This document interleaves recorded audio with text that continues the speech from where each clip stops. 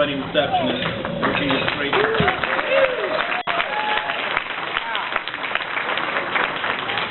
Let me also thank Greg, Susan, and in fact the entire Mangione family for putting up with Chris for 30 years. That's good work.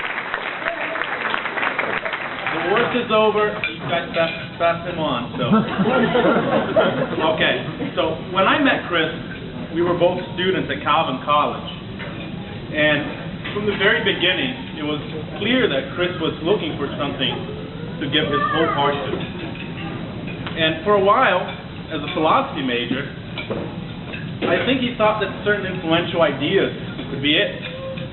More exactly, I think he thought that maybe the ideas of justice or beauty could be worth his time and his love. And in fact, if you've known Chris for a while, you've probably heard him rave about the visions of social justice in those great Wendell Berry poems, or maybe about the magic hour cinematography of those Terrence Malick movies.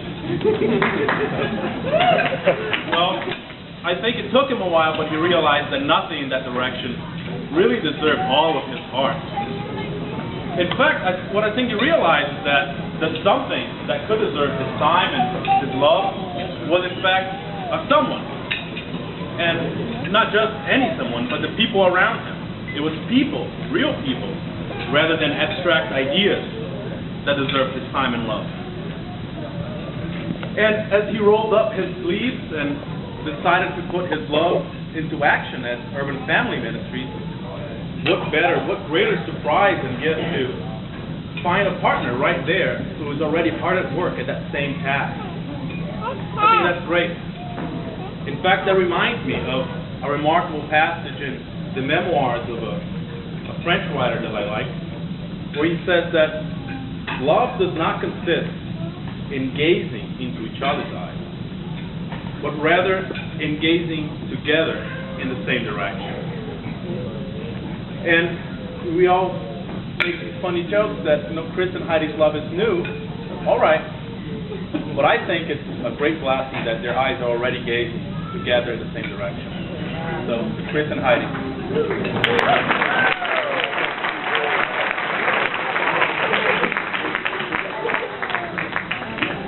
All right. I have to write mine down. I wanted to start by saying how thankful I am to be standing next to both Heidi and Chris today. I'm blessed to be part of their story. I'm blessed to have them in mind. Heidi, it's been hard for me to find words to sum up 9 years of friendship, which since you've known me and endured my overabundance of words for 9 years, is probably hard for you to believe. We've adventured, laughed, cried, laughed, freaked out, laughed, and made many memorable scenes together. I'm so thankful for you and your friendship. I prayed for years for a best friend, and you're my bestie through and through. You see me at my best and my worst, and love me fully through all of them, and for that I can't thank you enough. You're the Pumbaa to my Timon, the Penny to my Amy Farrah Fowler, and the Josephine to my Millie. Chris, Heidi and I spent many nights dreaming of our wedding and of our future husbands. You're better for Heidi than we ever could have imagined, even better than Gilbert Blythe. I'm so glad you found someone who brings you so much joy, laughter, and love. I'm proud of you for being my now bestie-in-law.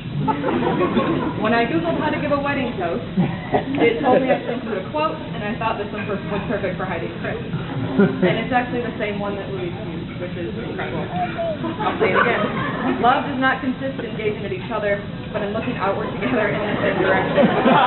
We did not plan this. I pray that this year we have many adventures and make many memorable scenes together in this new chapter of your life story as you continue to serve the Lord better together than you ever could apart. Raise your glasses with me. Mine's back there. Let's go ahead. Heidi.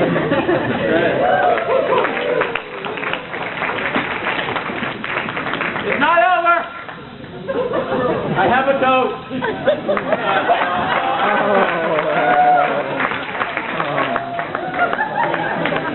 The only sibling of Heidi's. I deserve this. Sorry to all the Mangione siblings. Hopefully none of you are threatened by it. So, first of all, my mother like probably all of your mothers, often said, if you have nothing nice to say, don't say anything at all. So, have a good night. I'm kidding. So, you probably could have guessed, Heidi and I went to the same high school, and we had the same speech teacher, Mrs. Grassman. She has nothing to do with the speech, except for the fact that she told me every speech needs three things: an introduction, a body, and a conclusion. So first, I'm Davy. Secondly,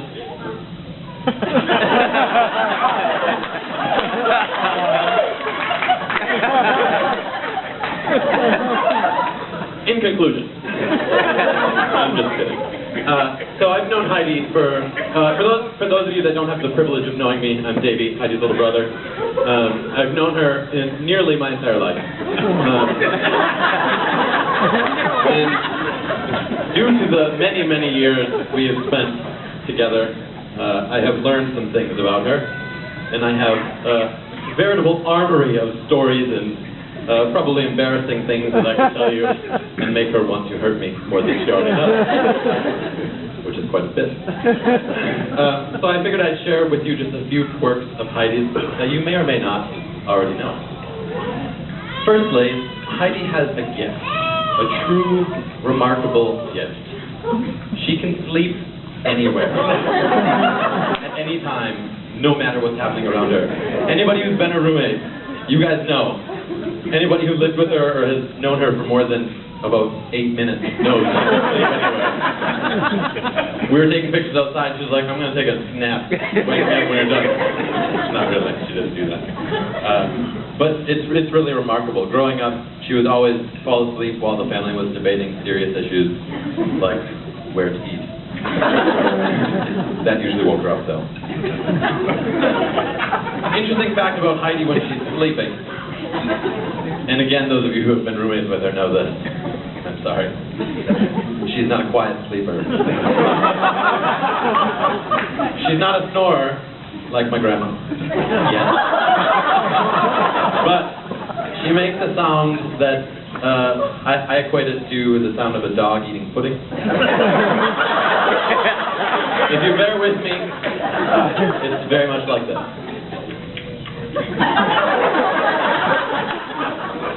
It's really weird. It's really weird. But that, I believe, is related to another quirk of Heidi's that unfortunately is genetic. Heidi and me and our family, we like to eat. A lot. As I already mentioned, usually our lunch conversations growing up as a family and sitting down for lunch, the first thing we talk about, and typically the only thing we talk about, is what we're going to have for dinner. We just really like to eat. And of course, that comes with many other quirks of its own for Heidi. Heidi isn't exactly capable of cutting steak. Not true anymore. Oh, she's growing up.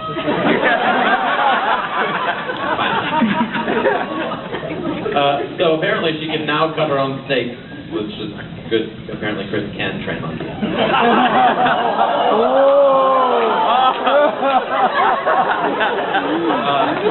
Another interesting quirk is Heidi is not a very clean eater. I'm actually impressed right now. And she will find the fastest, laziest way to the napkin that she possibly can. A couple years back, we're sitting at the dinner table, the four of us, and we just all started laughing. And Heidi was like, "What are you laughing at?"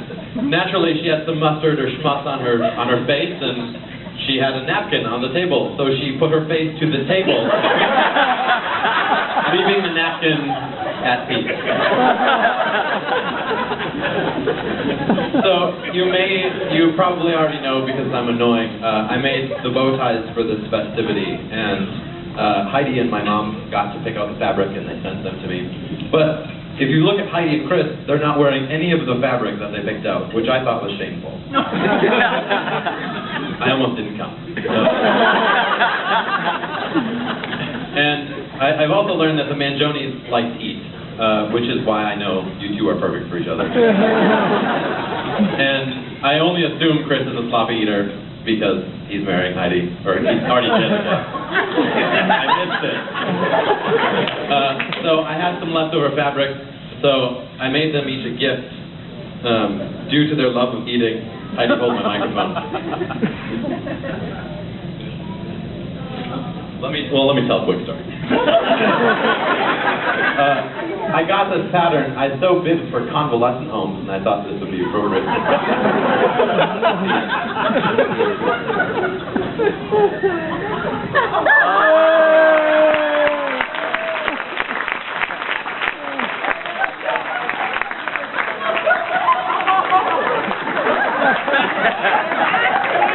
The neck on Chris's is a little bigger.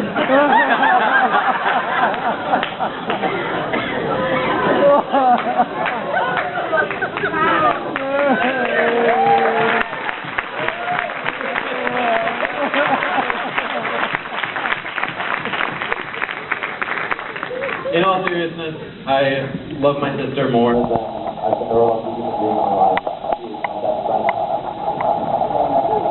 And I couldn't be happier that she loves somebody she loves that seems to be a lot.